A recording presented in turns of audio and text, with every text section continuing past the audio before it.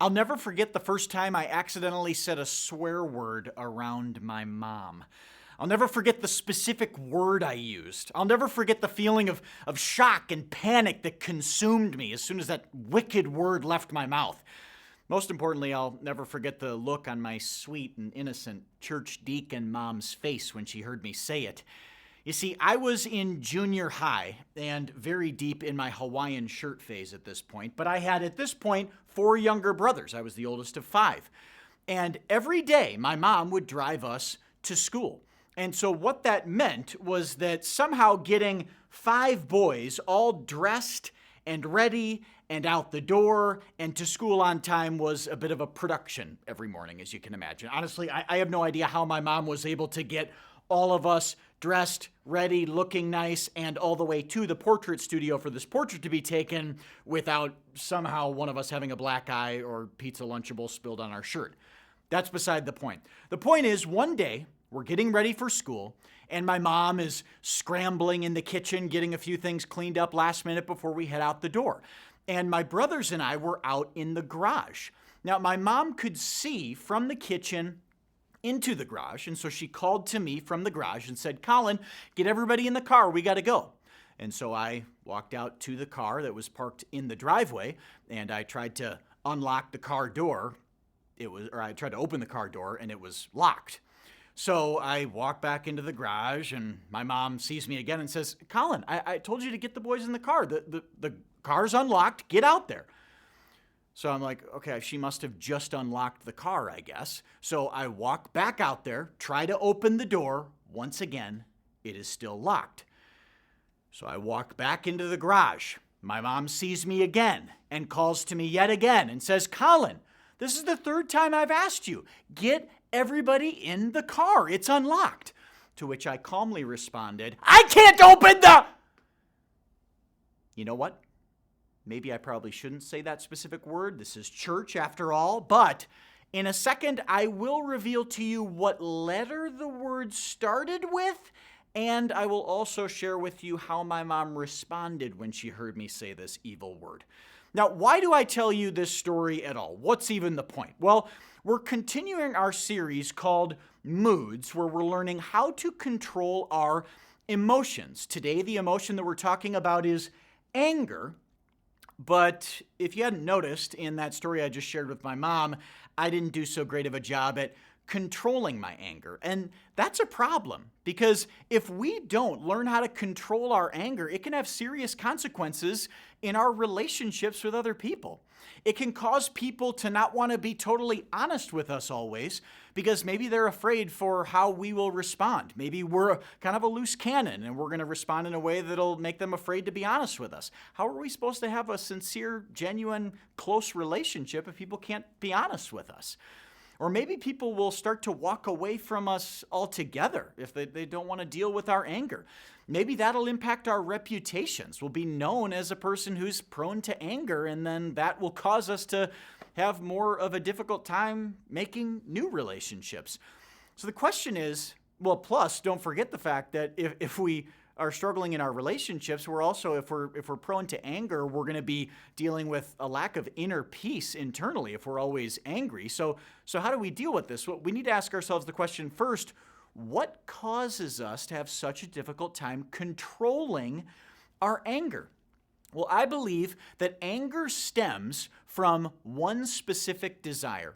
We want to be in control of our circumstances and of the people in our circumstances. We want COVID to just go away. We want our parents to give us freedom to go let us hang out with our friends tonight because it's going to be so much fun.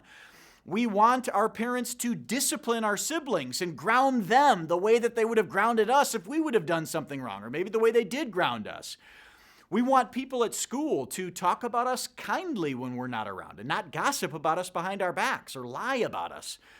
We want our band director to see that we are so clearly the best saxophone player in the band and we should totally be first chair. We want our mom to stop getting annoyed at us when it was her own fault that she didn't unlock the car door. I mean, is it so much to ask?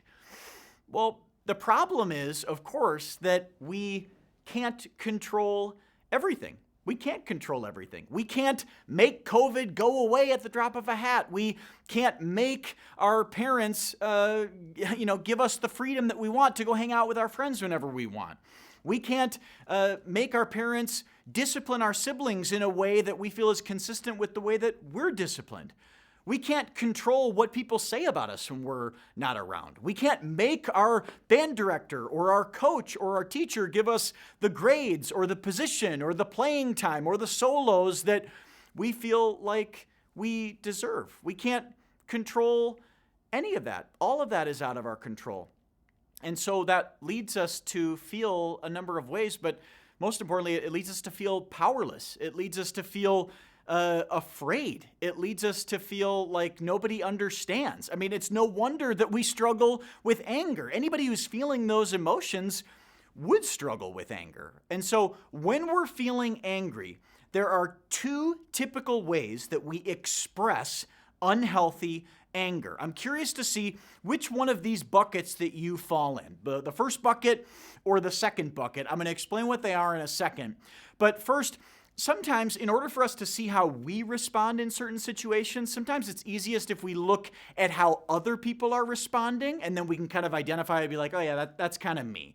So plus, I hate to admit this, but it can sometimes be just a little bit funny to see other people getting angry. So I'm going to show you a series of GIFs of people getting angry.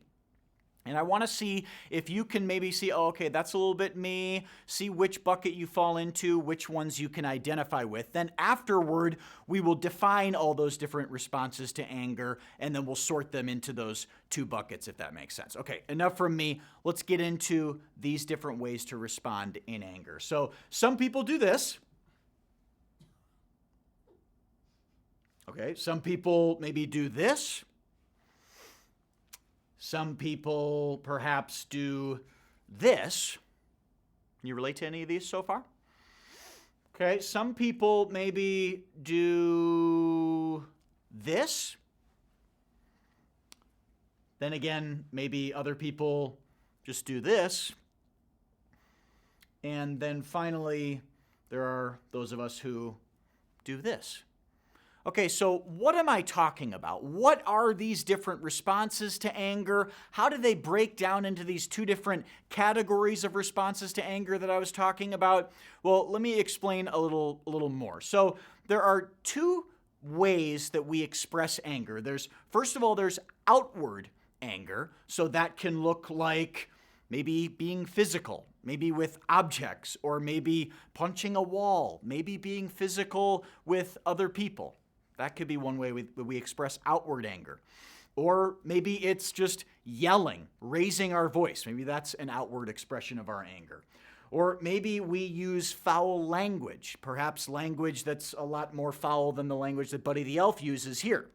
Now, I'm not naming any names, but some of us here have also been known to combine both yelling and using foul language, like in the story with my mom and the way that I responded to her. I don't recommend it. But so those are the ways that we express outward anger. How about the other category, inward anger? So look at this. Sometimes maybe that means we just kind of sit back and silently judge others and feel like we're better than them. Or maybe that means that we shut down emotionally and we just try not to feel the anger. Or maybe we run away from difficult people or difficult conversations. So which of these do you identify most with when you're angry? Do you tend to express anger more outwardly? Do you tend to express it more inwardly? You could be both. Maybe you mix and match depending on who you're around or what the situation is.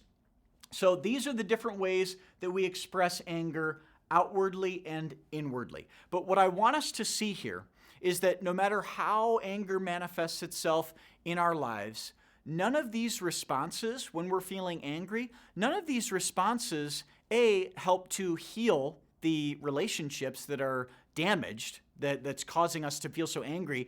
And none of these responses in anger do anything to help us be more in control of our circumstances. In fact, the longer that we do these things, the more that we're going to feel like we have no control, the more powerless we're going to feel. the more helpless we're going to feel because our anger is not doing anything to help the situation. And the more relationships that we're going to risk damaging.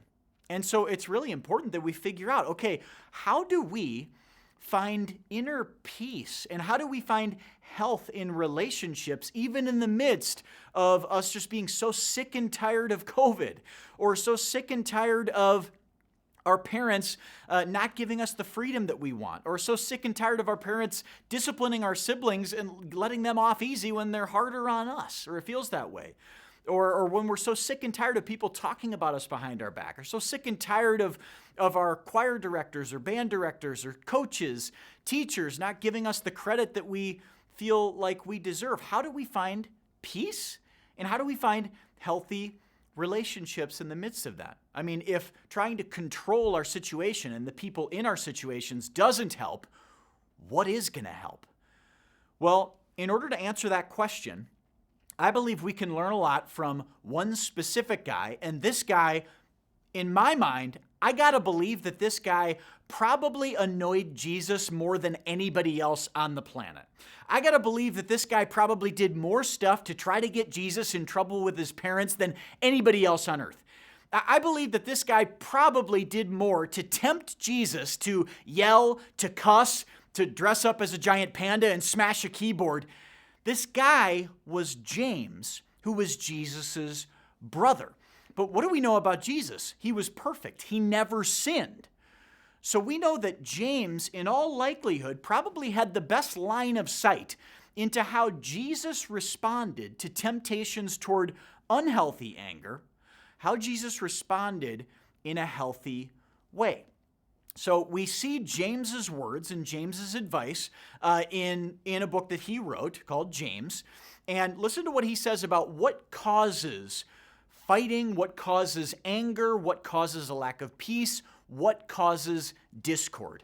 He says, "What is causing the quarrels and fights among you? Don't they come from the evil desires at war within you? You want what you don't have. You are jealous of what others have, but you can't get it, so you fight." So James is saying here that when we are experiencing unhealthy anger, it's often because we are not getting what we want, and to make matters worse, other people are getting what we want. So we're not getting the freedom that we want as far as COVID rules. Maybe we feel like, because we're in an age bracket and other people's COVID rules are easier, they get to go back to school or they get to participate in things that we wish we could participate in. We're not getting our way in that regard. Or we want our parents to give us freedom, the same freedom that they give our siblings, or the same freedom that other parents give our friend, that our friends' parents give to them. Or we want for our siblings to get disciplined in a way that's consistent with the way that we're disciplined. We feel like they get off easy. Or we want others to talk about us kindly when we're not around, the same way that we feel like they talk about everybody else. It seems like they're talking kindly about them. Or we want to get credit. We want the playing time, the position, or the solos that we feel like we deserve from our choir director or our coaches, teachers, the grades that we feel like deserve, that everybody else is getting. I mean, it's only fair, right? Well, the problem with that mindset is that whether we see it or not, subtly, what's happening is that if we're just so focused on what we have and how it compares with what other people have, or what we have, is it as good as what other people have? Do other people have what we have? You see, that mindset is really just our emotions being controlled by one thing: selfishness. And we know that based on what James says, selfishness is evil, and selfishness is what leads to anger. So the more selfish that we are when we give into our evil, selfish desires, those selfish desires are never satisfied by the things that we think will satisfy us. We feel more empty. We feel more angry. It's no wonder we feel angry. So what do we do about this?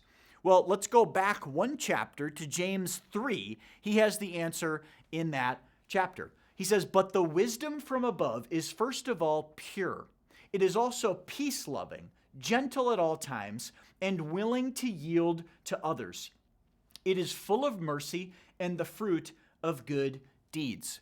So what James is saying here is that if we want peace, both in our souls and in our relationships with others, then we need to be willing to make one change in our lives. We need to be willing to yield to others. Now, that's kind of a fancy way of saying we need to be willing to put other people's needs ahead of our own needs. We need to move from selfishness to selflessness. Selflessness leads to peace. Selfishness leads to anger. Selflessness leads to peace. So I know what you're probably thinking. Maybe you're wondering this. Well, does that mean that we should just let people walk all over us and take advantage of us or, heaven forbid, abuse us? Absolutely not. That is a totally different situation. And if you are going through something like that, I want you to please talk to me, talk to one of the volunteers. That's a completely separate issue from the one that we're tackling today. We want to help you navigate that situation. And it's not okay what you're going through. But what we're talking about today has more to do with just the common annoyances and the people who make us angry kind of more frequently than anybody else. Maybe it's our parents, maybe it's our teachers, maybe it's our coaches, maybe it's our siblings, maybe it's even our elected officials. We wish that their rules would be different as it relates to COVID. So you're probably also wondering, well, wait a second. Can't anger sometimes be like a good thing? Like if I see somebody being bullied in the hallway or in the lunchroom or on social media, that should make me angry, right? Yes, absolutely that should make us angry. Because think about it. If you're looking out for somebody else, you're really being selfless. You're looking out for their needs. You want to protect them. That's why that's called protective anger. Even Jesus experienced protective anger. I can think of one time when he was entering the temple, God's house, and he sees a bunch of people in God's house running shady businesses and selling their products. And so Jesus says, "Get the heck out of here." Understandably, because he's filled with a protective anger. One, because he was filled with protective anger about the fact that his father's house was being disrespected.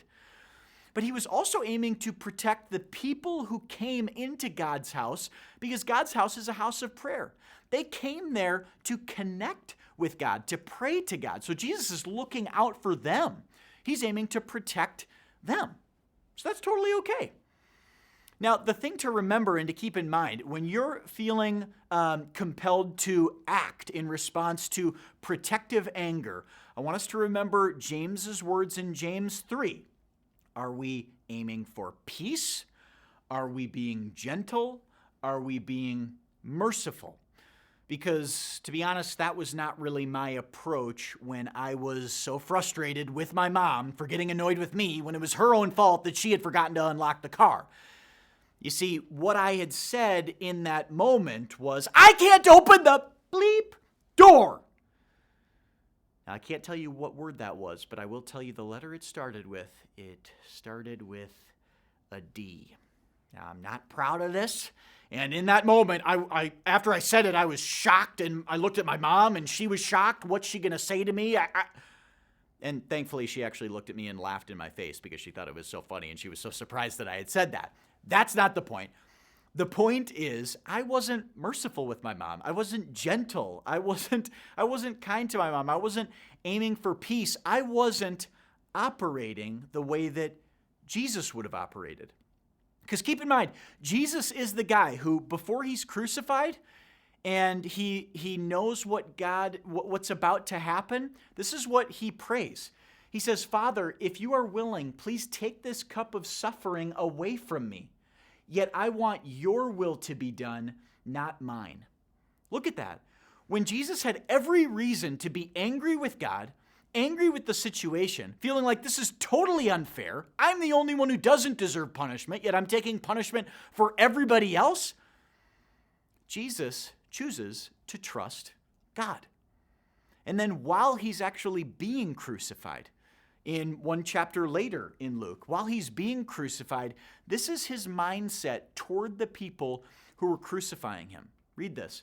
He says, Jesus said, "Father, forgive them, for they don't know what they are doing." when Jesus had every reason to be angry with the people who were literally murdering him, he is focused on their needs. And what they need is grace. What they need is grace. So here's the big idea for the day. Anger turns to peace when we trust God and consider others. Anger turns to peace when we trust God and consider others. So that means trusting God to be in control of the situation like Jesus did. And it means considering others, focusing on what other people need. That's how our anger is going to turn to peace. So next time you're tempted to have anger in an unhealthy way and to express it unhealthily, I want us to ask ourselves 3 questions. Question number 1, what am I trying to control? Are you trying to perhaps control a global pandemic? You don't have control of that. Are you trying to control the rules your parents make for you? Are you trying to control the way your parents discipline your siblings? Are you trying to control what other people say about you when you're not around? Are you trying to control the credit that you get from your teachers, your band directors, your coaches, the grades they give you, the positions they get? Are you trying to control all that? It's out of your control, the decisions that other people make, or a global pandemic. So don't try to control it. It'll only make you more angry. Trust God to be in control because He loves you and He has a good plan. He is trustworthy. Second question to ask yourself is, what do others need? What do others need? And specifically, even the people who are annoying the heck out of you right now.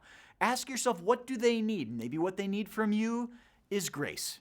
But also ask yourself, what is it that's causing them to behave the way they're behaving or to make the choices that they're making? What do they need? Maybe you're upset with elected officials for the way that their COVID policies are impacting your life with sports or with school or restaurants or other ways. Maybe they need us to just trust that they're doing the best that they can with the information they have. Or maybe your parents are being short with you lately. Maybe they just really need you to be a good example for your siblings or to help out around the house to help ease your parents' stress. Or maybe you're a really annoying little brother. Maybe he just needs you to pay attention to him and ask him to play video games with you. Or maybe the person who's gossiping about you, maybe what they really need is acceptance and they're insecure and they're trying to impress other people and you're just in the way. It's nothing personal toward you. Or maybe what your band director or your coach needs is for you to have a positive attitude and to be a team player and to cheer on the people who you might be competing with for playing time or for solos. Maybe that's what they need. Or maybe the thing that they really need from you is for you to ask this third question. Will you forgive me? Will you forgive me? Now, call me crazy, but maybe it's possible that the situations that are making you so angry, or the people that tend to make you so angry, maybe there was something that you did in your words or your actions to contribute to that situation or to make it a little bit worse, or at the very least, maybe your words or actions didn't make it better. Maybe that means asking God, will you forgive me? Maybe that means asking that person for forgiveness. Maybe you have just had a bad attitude about COVID and you just have been really kind of maybe difficult to live with and to be quarantined with. Or maybe you have been disrespectful in your tone toward your parents, or you've done things that have broken their trust, and so they are a little bit more restrictive with you. Or maybe you said something mean to your sibling that made the argument worse than it needed to be and caused it to blow up more than it had to. Or maybe the person who's gossiping about you, maybe you've said stuff about them behind their back too. Or maybe you have had a bad attitude in band or in school or in your team before, or maybe you haven't put forth the effort that your coach or your teacher, your band director needs from you. Maybe that means there's an opportunity to admit your fault to that person. Or maybe, you know what, maybe I am crazy. Maybe there's sincerely nothing that you can think of that you have done to contribute to the situation. But I believe that at the very least, asking the question of Will you forgive me? Being in that mindset of what did I do to contribute to this in a negative way? I believe that reminds us of the grace that we need. And so that empowers us to give grace to others when they need grace. Because, gang, if we do these three things, if we ask ourselves these three questions, then I believe that we are going to have health in our relationships, even when they seem damaged by anger. And I believe that we're going to begin experiencing greater and greater levels of inner peace, even when things are not going our way, because we know that God is in control. Let's pray. Lord, we want so badly to have joy. We want to have control over our anger. We want to have control over the world and people and how it works so that we could feel less angry, but that's not the solution. Lord, the solution is for us to trust that you're in control. The solution is for us to focus on the needs of others. That's how our anger will turn to peace, Lord. Would you please help us to trust you that you're in control, that you have a good plan? Would you help us to be focused on the needs of others? God, would you be faithful? Would you turn our anger to peace? And I pray that in the conversations that we have in small group or whoever we watch this video with, I pray that they'd be fruitful, that we'd be respectful toward each other, that we'd be good listeners. But also, God, I pray that in our conversations with other people, maybe even people who make us angry, that this week that you would help us to be focused on their needs. God, because we trust you to be in control and to care for our needs. We pray all this in your name. Amen. Have a great week.